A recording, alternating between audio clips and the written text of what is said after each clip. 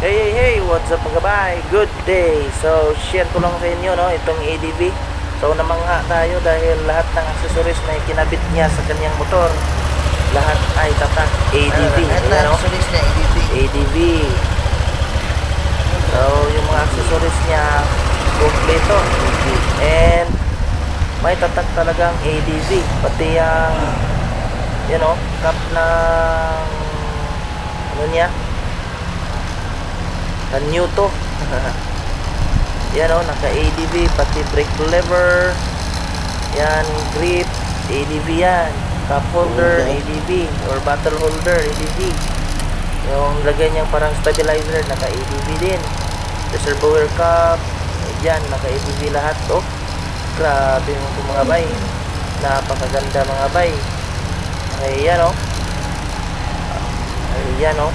Pati yung adjuster ng windshield niya, ADV. Tapos pinalitan pa niya ng ibang klaseng forma mga bay.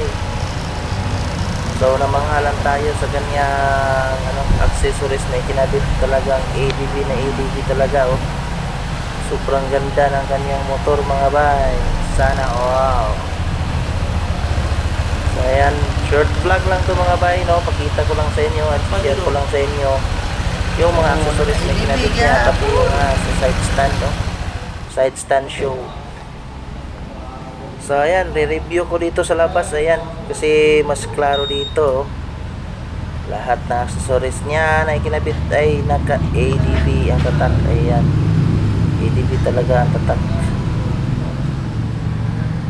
So sana all mga bay, sana all. So, ang gandang-ganda pa. Itong ADV niya, ito po yung version 1, yung ADV 150. So, yung bago ngayon is 160 na. So, ito 150 pa. So, sobrang ganda mga bay. Ayan, kompleto sa accessories. So, short vlog lang mga bay para sa mga bago sa ating YouTube channel at sa ating Facebook. Pa-like, pa-subscribe, and follow. Thank you.